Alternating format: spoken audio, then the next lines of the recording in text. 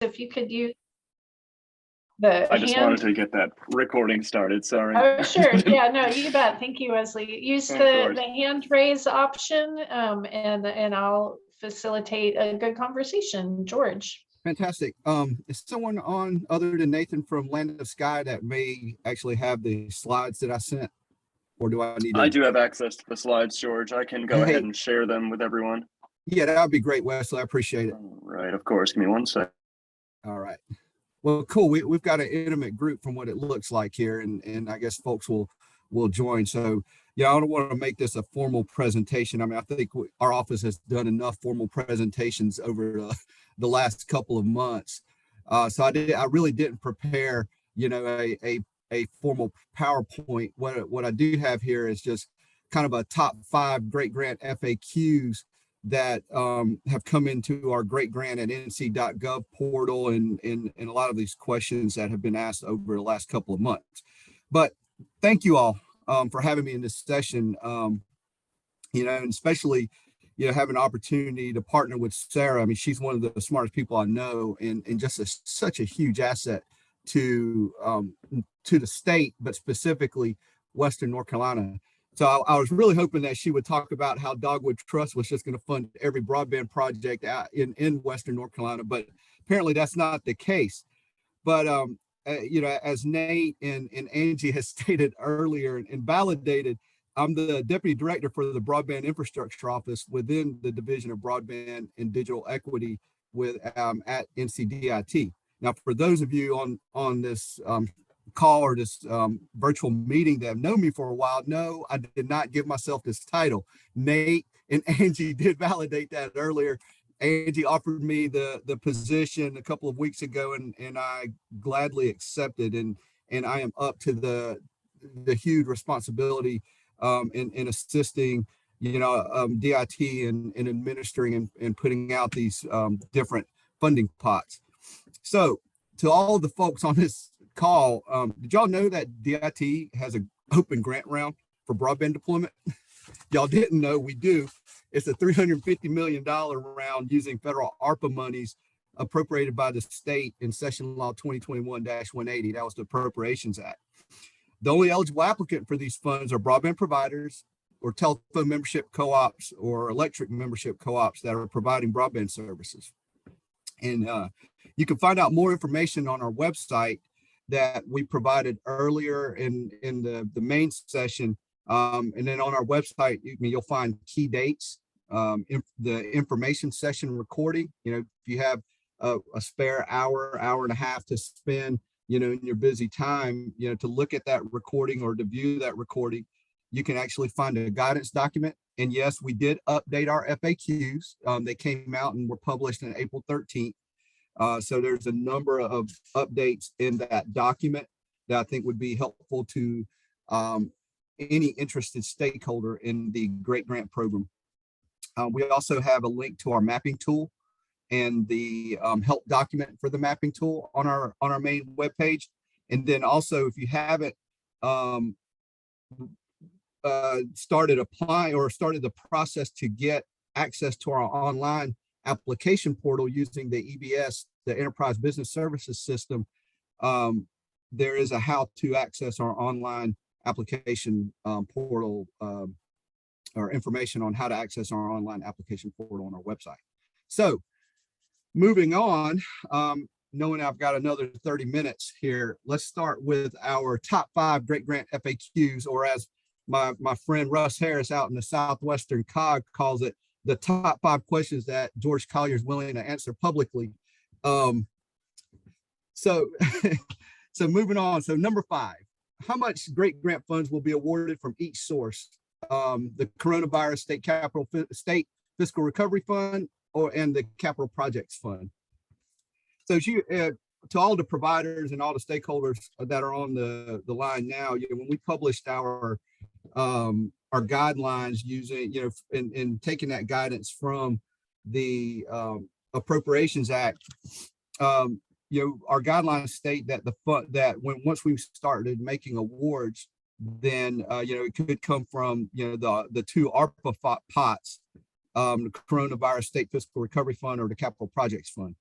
On March 17th, technical corrections actually came out and was passed, and that gave our office the flexibility to transfer funding between, transfer funding for GREAT and CAB and stopgap programs.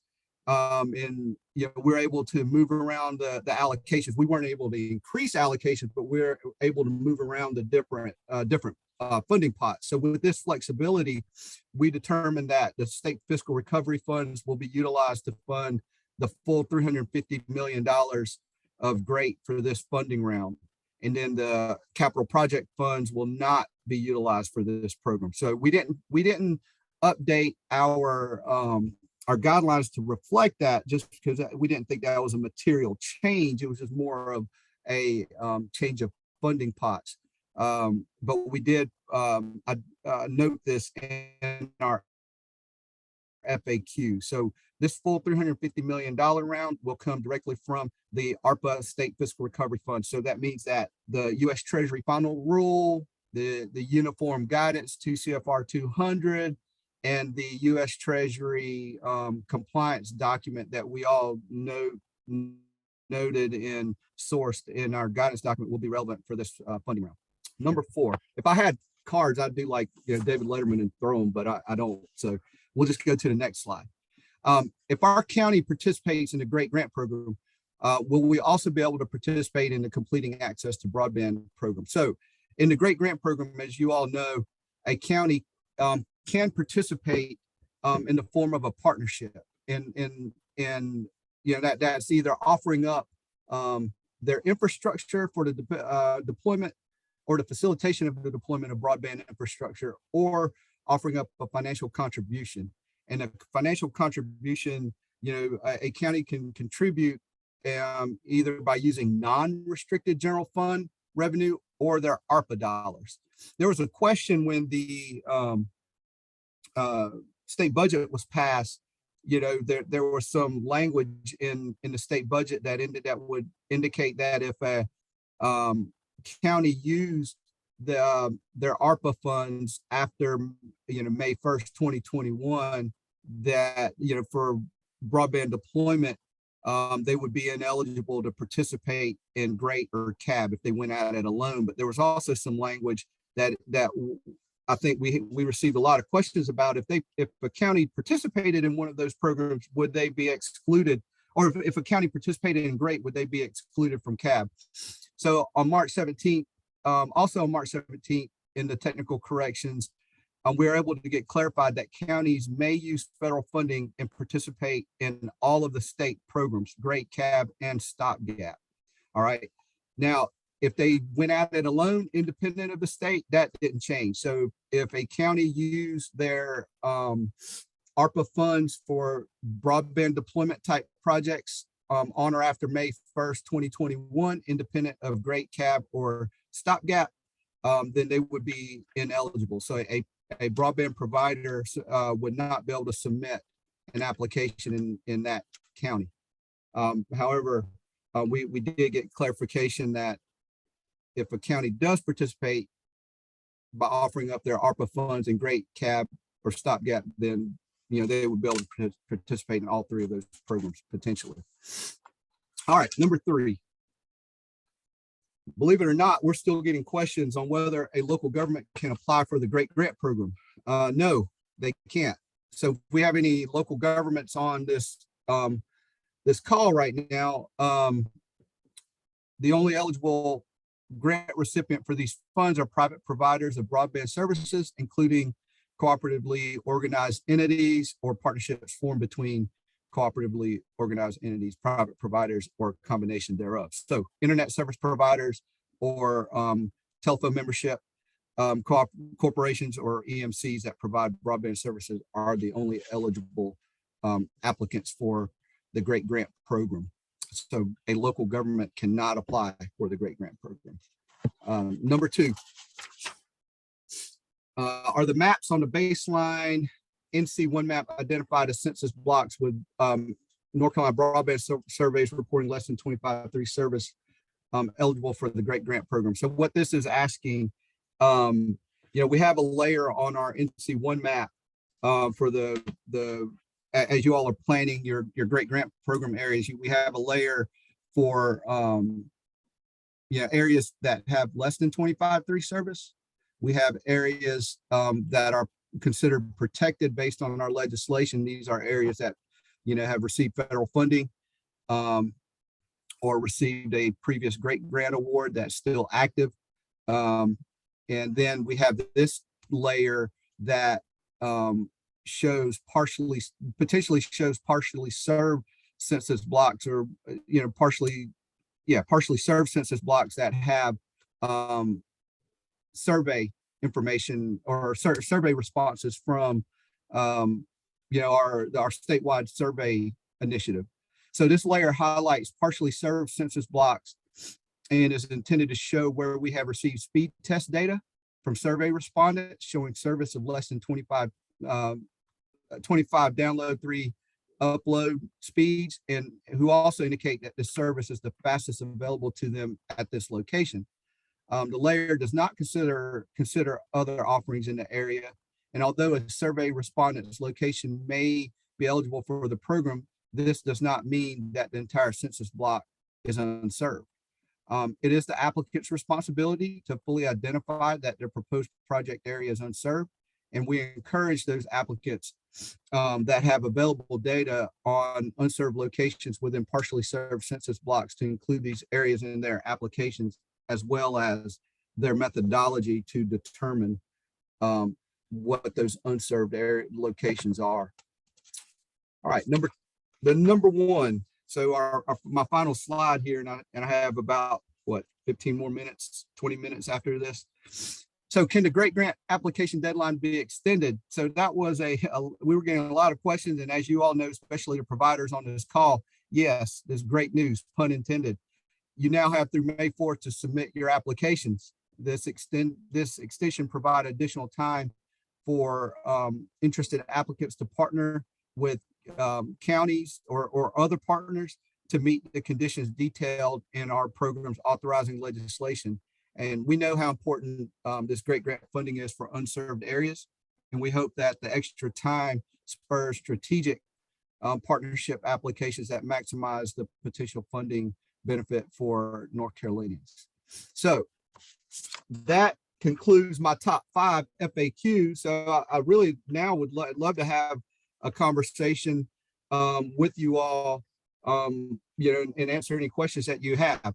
Also here in this last slide, we're asking, with knowing that May 4th is right around the corner, we still ask that you send any great grant specific questions to our greatgrant@nc.gov email. You can also email me directly, george.collier@nc.gov. I think I dropped that in our main, the main part of our forum today.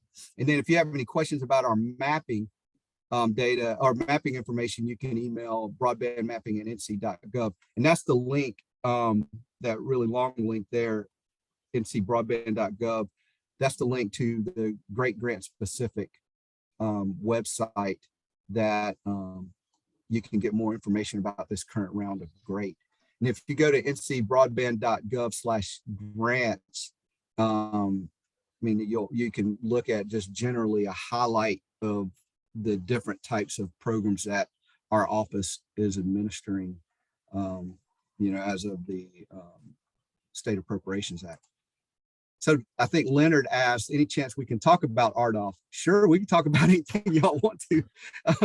Hey, George, why don't we take your slides down so we can all see each other? There we go. That'll work. What do you want to talk about, RDOF, Leonard? Yeah, any specific questions? Well, it's not something that you personally can solve. It looks like we're going to have a legislative solution. For Swain County, our biggest impediment to broadband right now is RDOF. If someone, I'm not an engineer, but I can look at the RDOF map for Swain County, and if you zoom in and look at their areas, I could even give Charter the benefit of the doubt and say, okay, all of their large contiguous areas, they're going to deploy. I don't know that's true, but say I give them that benefit of the doubt. Then you look at all the little islands and isolated places that are scattered throughout the county that's included in their exclusion or exemption from eligibility. Somebody like Greg, I believe, would look at that and say, they're not going to go there.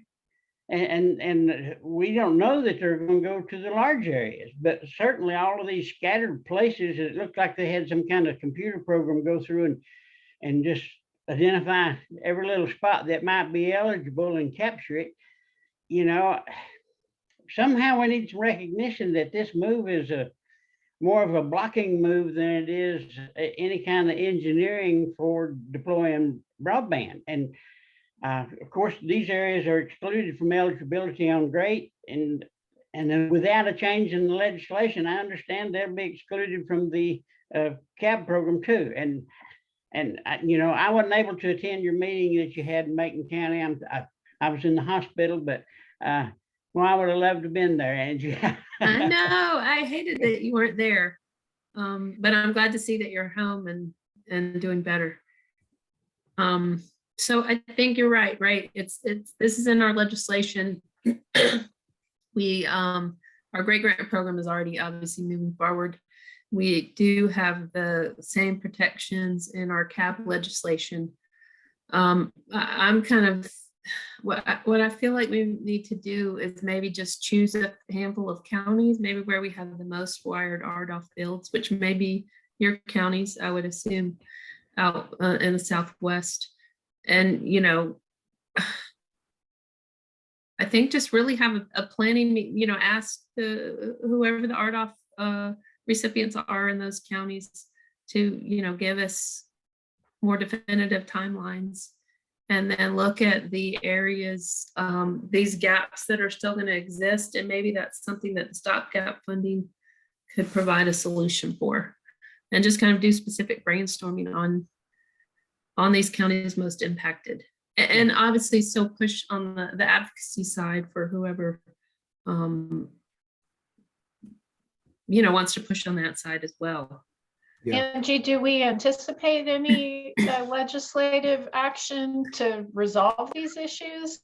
Or do we have a better chance just going directly to charter or the award recipients and pressing them a bit? I think both. I mean, I don't know, because we hear people, you know, everyone's kind of talking about RDOF. I haven't heard any solutions. You know, if I was a legislator, like, this is what we should be doing. You know, we do have the awards in the state, we do have this federal investment. So how do we kind of manage that? You know, I don't think it's a simple, even if someone said, hey, we want to put this legislative language in tomorrow, I'm not sure what that would say. So I think it's kind of all of the above. Yeah, I think it is all of the above, Sarah, and you know, something that, you know, especially if it's written in our legislation, you know, to start at grassroots, right, and start locally. You all been doing that for, I mean, the Western North Carolina has been doing that for longer than I've been in this business. I mean, you know, it starts at grassroots. You know that what's in our legislation, you know, and how it would affect you all, you know, that's something that you all would have to bring to our attention as well, but definitely to the attention of your legislators, especially if it's in the legislation, but also not just say, hey, here's a problem, but I think for advocacy wise, you all need to come up with another option, right, or a solution to say, here's our problem, but this is how I think we can address it. But I think that would have to come locally because you all are there. But to still, you know, notify us. I mean, you're not the only region that has, has expressed concerns about the RDOF areas and how that affects GREAT. So yeah, I think it is all of the above. And I think, Nathan, you had a note here that indicated that state funding was targeted to tier 1 and tier 2 counties. That's correct. They were, back then, we didn't have a broadband deployment program, right? and And, you know, we were, I think a number of folks stated earlier during the main session that we were ecstatic to have that 10 million of non-recurring funds. And then we were able to receive an appropriation for 15 million a year for the next 10 years. But I really think the intent was to look at, you know, those counties, those tier 1 and tier 2 distressed counties, knowing that they're the most distressed in the state, to try to capture those unserved areas in the most distressed parts of the state first. Now that we've got all of this funding available, the eligible counties now have expanded to tier 1, tier 2s, and the rural census tracts in those tier 3 counties. And you know, that's the definition of the North Carolina Department of Commerce's tiering system, and the census tracts, the rural census tracts that was consistent, you know, in Commerce's definition as well. But now, you know, just to point out, you know, for this current round of GREAT, you know, we have expanded. And then with CAB, whenever we put out our guidelines for CAB, all 100 counties will be eligible. And I don't think there's any, if my memory serves me correctly, I don't think there's any rural census tract language in tier 3 counties in the CAB language. Can I ask a question? Yeah, please. Sure, go ahead, Chris. This is, hey, Sarah, I'm Chris Moody, and I work with Kaporam in Transylvania. I'm not located physically in Transylvania County, but I was on the grant team for our last GREAT grant application, and we got 2 years ago, and we're making a lot of progress on that. You know, piggybacking off of Nathan's comment here, and I know that in this round of GREAT, rural census tracts in tier 3 counties were included. Thankfully, I was sweating that initially, but I've done an analysis of all the tier 3 counties. I believe I haven't looked at it in a while, 20, right? Is that how it works? And there's 40 tier 1 and tier 2. You know, Transylvania County, I don't have the exact census numbers in front of me. It's roughly 36,000, I had to guess right now. And down the road, I know we made it in this round. I often worry that, you know, we are being treated with counties with populations of over 1 million people, like Mecklenburg and Wake.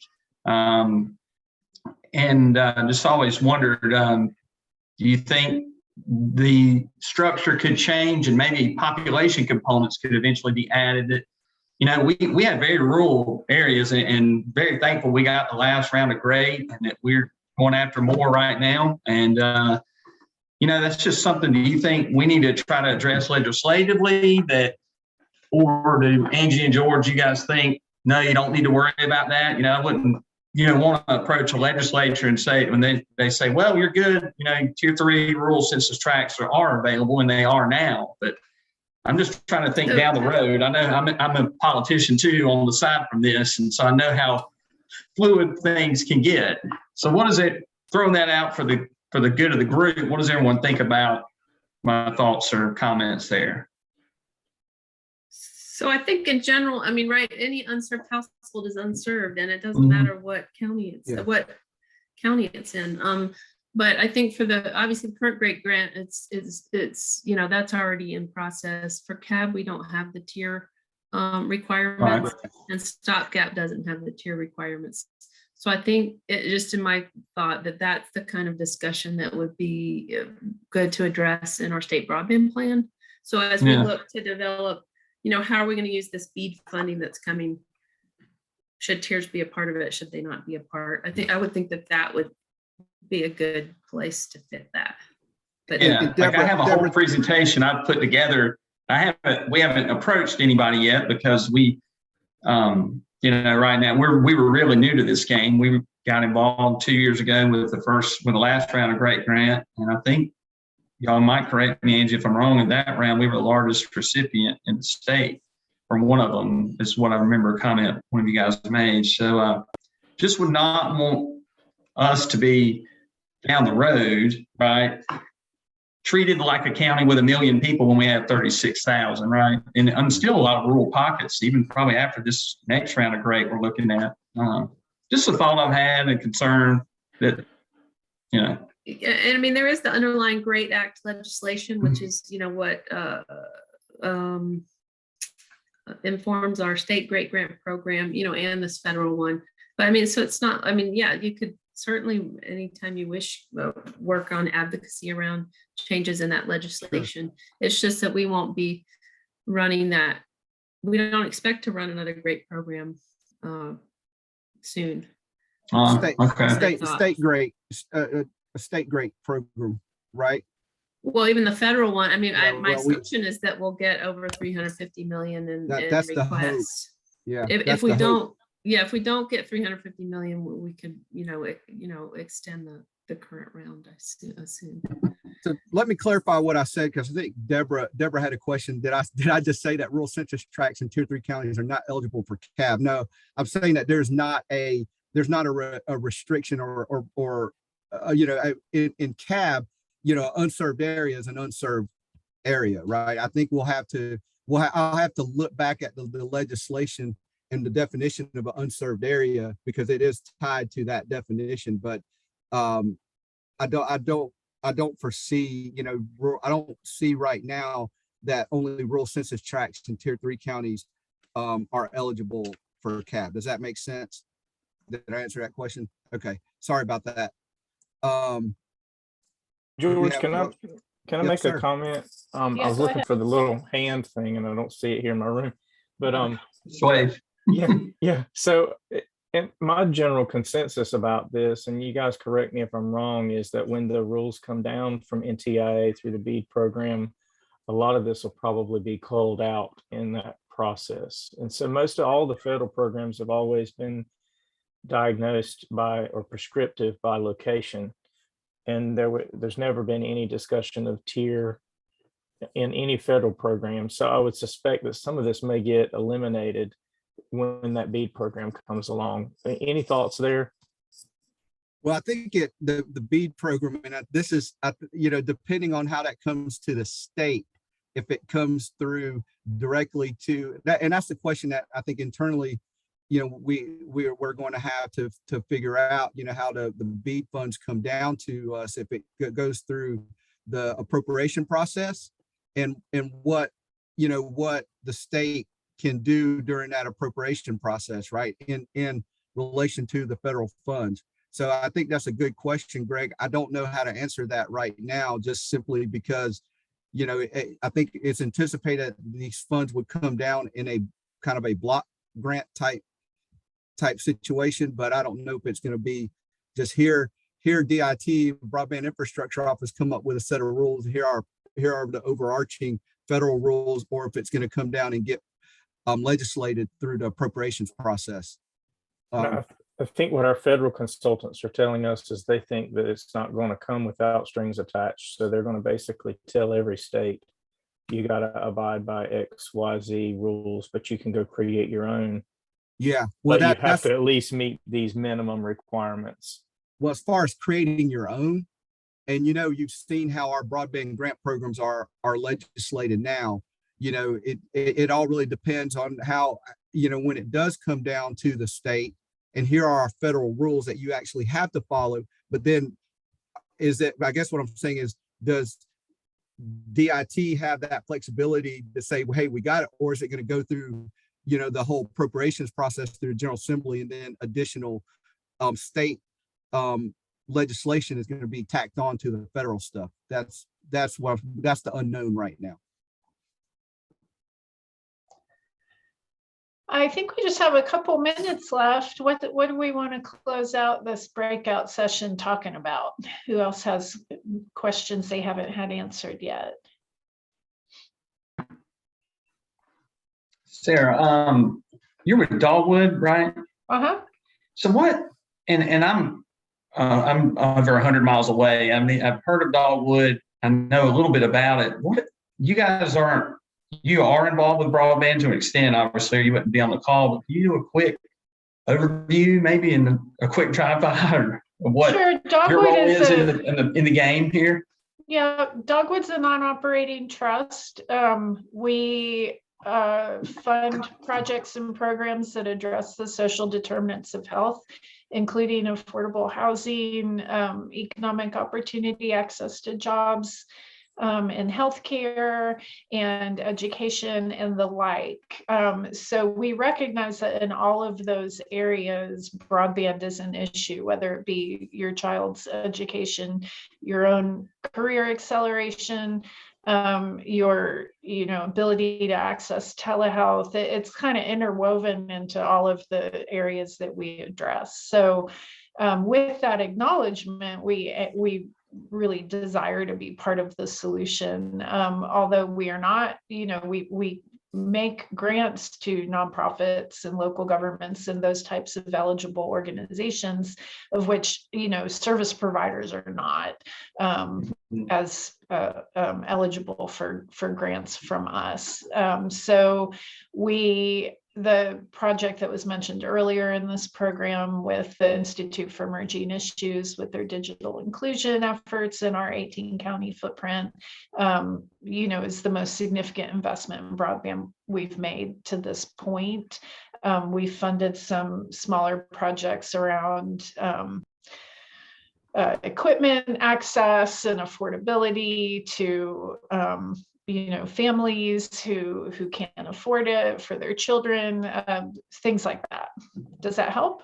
Yeah, thank you. And JJ, I think JJ Boyd had a question. JJ, I think you heard Angie correctly. I'm looking at our completing access to broadband program legislation now, and the RDOF areas would have to be, excluded from the eligible areas in the CAB program. So there is that same protected language in the CAB program as it's stated in the Great program. Okay, that's great to clear that up. We, in the western part of the region, if you look at the one map carefully, you can see, like others have said, Leonard, I believe, said this, and we're seeing it too when we're getting down granularly looking at the data, attempting to, bring meaningful broadband solutions, fiber to the home or fixed wireless or whatever it is. We're kind of a technology agnostic operator, but when we're looking at these programs, it's like, okay, well, a lot of these awards even came in surprisingly through RDOF. Haywood County is a good example of what I'm talking about, where there's significant portions of the region that it's my belief that there's no intention to actually build that infrastructure. It was procured, or a program actually did it, and it was bid down so low. And if you get down into the actual rules, and I think it's important for the state leadership to hear this from like a provider's perspective, or at least a small regional provider's perspective, that it feels or appears that there's not much incentive for them to actually honor what they've promised because the bid was so low. So it's like almost like you bid it so low, you got the award on the reverse auction format, and now that you have the award, you can sit on that territory for, say, however many years until the clock runs out, while you go out and try to harvest other opportunities to justify the low bid. And we've seen that through some of the recipients where they bid it low to a number that you, unless you're just using outside capital to, but the population densities are so low in a number of these places that at the low bid, it seems the consequence is getting slapped on the wrist and giving the money back, as opposed to actually rendering a meaningful network. And I just wanted to kind of double down on what Leonard was saying there, that that from our perspective seems to be absolutely the approach. And I know it's probably a computer algorithm that, because if you look at it, it's non-contiguous, it's confusing. It's like, and there's areas that were promised that they have no infrastructure within 20 miles of. It's like, what's happening here? Like, what's going on? So I just did want to make a comment on that. And it's unfortunate from my perspective that the CAB program is going to be handcuffed in that same way. So I think, it's good to see you, first of all, JJ. But we recognize obviously the same challenges with RDOF. Most of those we don't have any control over. I do think that what we've seen some states do is implement more of a timeline.